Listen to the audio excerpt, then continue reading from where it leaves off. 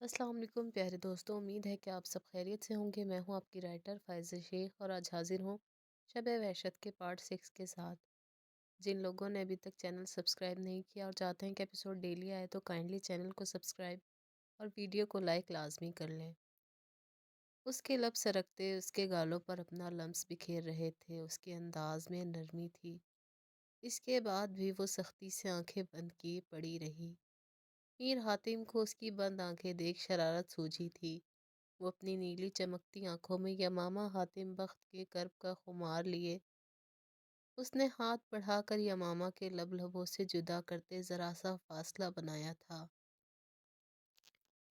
یمامہ جو کب سے خود کو قابو کیے تھی، اس نے ہمت کر کے میر حاتم کی بڑھتی جسارتوں کو روکنا چاہا تھا، جو کہ اپنے لبوں کی گرفت میں اس کے کپ کپاتے ہونٹوں کو قید کر گیا تھا۔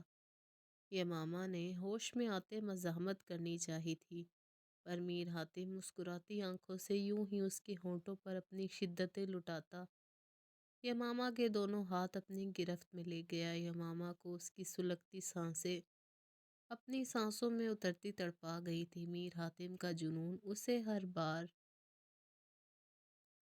اس کی آنکھوں سے آنسو ٹوٹ کر گرے تھے۔ میر حاتم اپنا نائٹ سوٹ لیتا چینج کرنے جا چکا تھا۔ اگلی صبح حویلی والوں کے لیے بہت سے نئے باب کھلنے والے تھے۔ یمامہ ساری رات نہیں سو پائی تھی۔ رات حاتم کافی دیر کال پر نورے سے اس کے سامنے ہی باتیں کرتا رہا تھا۔ یمامہ نے وہ رات انگاروں پر بسر کی تھی۔ وہ میر حاتم سے محبت نہیں کرتی تھی، یہ سچ تھا، مگر اذیت اس بات کی تھی کہ اس کا شوہر اس کے پہلو میں ہوتے ہوئے بھی دوسری عورت پر اس پر ترجیح دے رہا تھا۔ نہ جانے رات سے اب تک وہ کتنی موت مرتی رہی تھی۔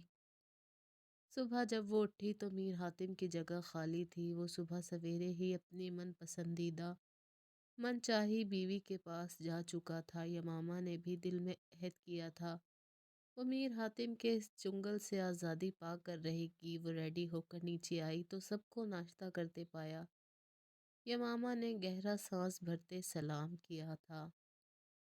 کسی نے بھی اس سے کچھ پوچھنا مناسب نہ سمجھا تھا۔ اس کی سوجھی آنکھیں دیکھ سب ایک دوسرے سے نظریں چرا رہے تھے۔ بی جان خود آبدیدہ تھی، انہیں پہلی بار اس عمر میں آ کر پوتی کے غم کا احساس ہوا تھا۔ بچپن سے ہی ان کے ساتھ ناانصافی ہوتی آئی تھی، وہ تب بھی چپ تھیں اور آج بھی پوتے کے کرتوت نے انہیں یمامہ سے نظریں ملانے کے قابل نہیں چھوڑا تھا۔ میر بخت بڑا بیٹا تو ہاتھوں سے نکل ہی چکا ہے، کم از کم چھوٹے پر ہی نظر رکھ لو، ایسا نہ ہو وہ بھی ناک کے نیچے کل کھلا رہا ہو۔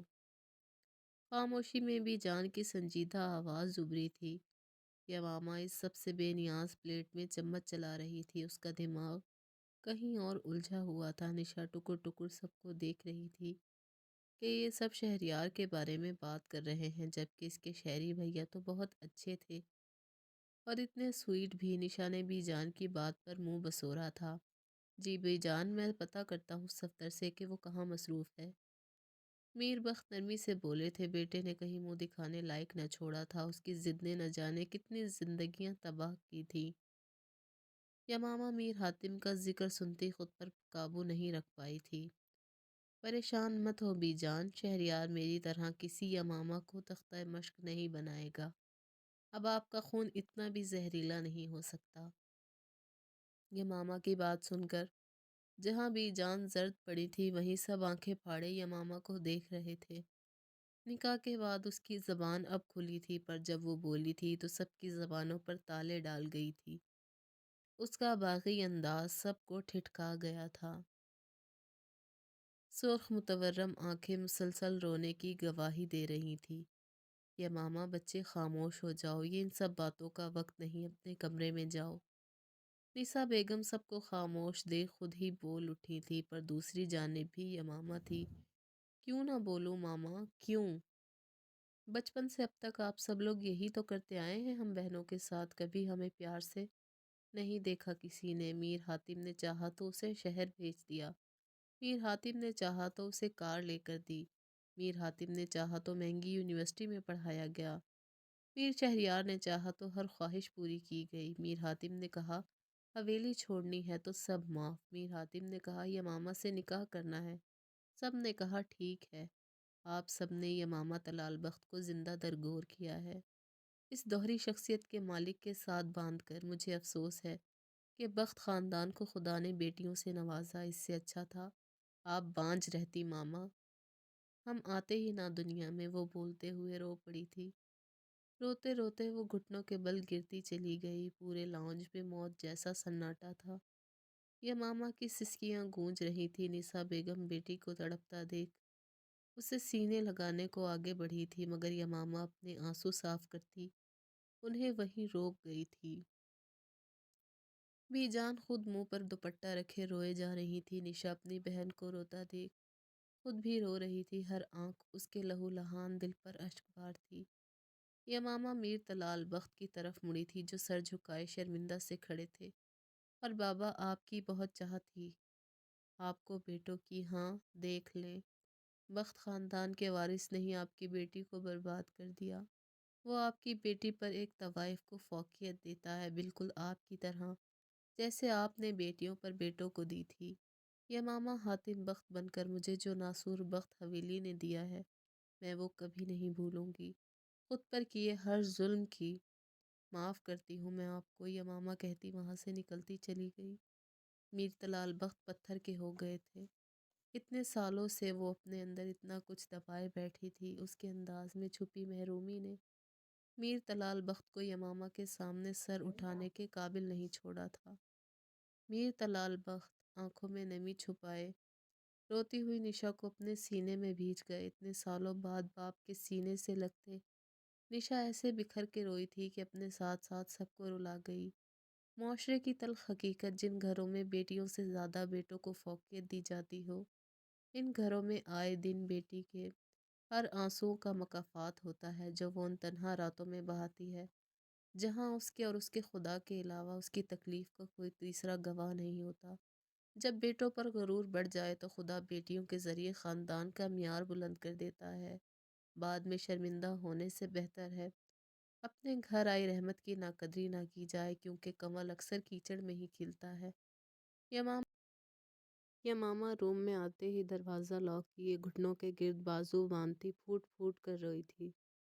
سارے زخم پھر سے تازہ ہوئے تھے۔ بیٹے کے امتحان کبھی ختم نہیں ہوتے، اس کے پیدا ہونے سے لے کے مرنے تک امتحان کبھی ختم ہو ہی نہیں پاتے۔ ہر روز ایک نئے امتحان سے گزرتی ہے اور خود کو مضبوط کرتی ہے، پر بی جان نے اسے سارے زندگی کے لیے میر حاتم سے جوڑ کر اسے دوہری اذیت کا شکار کر دیا تھا۔ کوئی اسے نہیں سمجھ سکتا تھا وہ کن حالات کا سامنا کر رہی ہے۔ رات کی گئی میر حاتم کی باتوں نے اس سے اچھی طرح سے اپنی حیثیت باور کرا دی تھی کہ وہ میر حاتم کی زندگی میں سوائے وقت گزاری کے سامان کے علاوہ کچھ نہیں ہے۔ وہ تاریخ کی پہلی ایسی دلہن تھی جس کا شوہر اس کے پہلو میں ہوتے ہوئے بھی ایک طوائف سے دل لگاتا، اس کے اپنوں سے کھلواڑ کر گیا تھا، اس کے نصیب کے ساتھ محبت کے نام پر اسے سولی چڑھا گیا تھا۔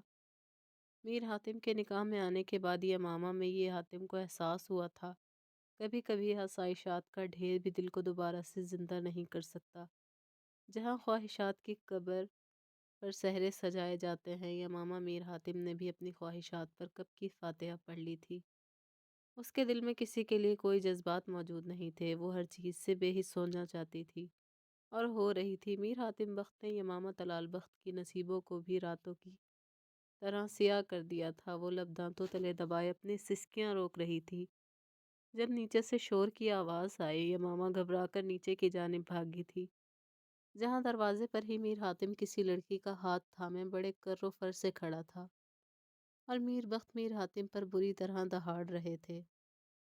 یمامہ خالی خالی نظروں سے میر حاتم کو اور اس لڑکی کو دیکھ رہی تھی جس نے پورے حق سے میر حاتم بخت کا بازو تھاما ہوا تھا۔ یمامہ کی آنکھیں یہ منظر دیکھ کر جلنے لگی تھیں۔ کیا اس سے زیادہ بھی کوئی کسی کو اذیت دے سکتا ہے؟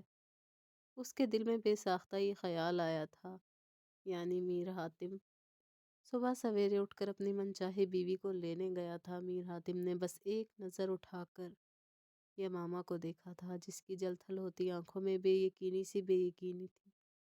وہ بس دم سادھے یکٹک اسے دیکھے جا رہی تھی جسے پہلی بار دیکھ رہی ہو۔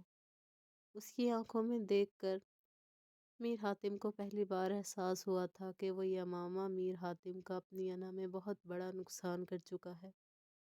اس کا ٹوٹا بکھرا وجود، کملایا چہرہ، پل بھر کو میر حاتم کا دل دہل گیا تھا۔ یمامہ چلتے ہوئے عین میر اور نور کے سامنے آ رکی تھی۔ مبارک ہو میر حاتم بخت اور نور حاتم بخت۔ حویلی میں دل سے خوش آمدید ہے میر حاتم بخت۔ نور بخت میری طرح سیاہ بخت ثابت نہیں ہوگی۔ میری دعا ہے میر حاتم تمہاری پہلی اولاد بیٹی ہو، اور جب جب تم اسے دیکھو تمہارے دل میں کچھ کھونے کا احساس ہمیشہ زندہ رہے۔ وہ کہہ کر رکی نہیں تھی، الٹے قدموں پیچھے کی طرف جانے لگی۔ میر حاتم کا دل کیا کہ آگے بڑھ کر اسے خود میں سمیٹ لے اور اس سے التجا کرے کہ اپنی بد دعا واپس لے لو۔ مجھے نہیں چاہیے بیٹی، مگر وہ ایسا نہ کر سکا۔ اس سے پہلے کہ میر حاتم یا نور آگے بڑھتے، دھڑام کی آواز پر سب کی نظریں بے ساختہ پیچھے اٹھی تھی۔ جہاں یمامہ ہوش کھو کر گر پڑی تھی، یمامہ میر حاتم نورے سے اپنا بازو چھڑاتا لپک کے اس کی طرف آیا تھا، جو بے سدھ سی یوں ہی پڑی تھی۔ سبھی اچانک یمامہ کی طبیعت خرابی پر پریشانی کا شکار ہوئے تھے۔ میر حاتم فوراً سے اسے بازوں میں بھرتے باہر کی طرف بھاگا تھا۔ میر طلال بھی فوراً اس کے پیچھے لپکے تھے۔ میر حاتم نے اس سے گاڑی کی بیک سیٹ پر لٹاتے سر اپنی گود میں رکھا تھا۔ یہ طلال نے اسے یمامہ کے لیے پریشان دیکھ کر جلدی سے ڈرائیونگ سیٹ سنبھالی تھی۔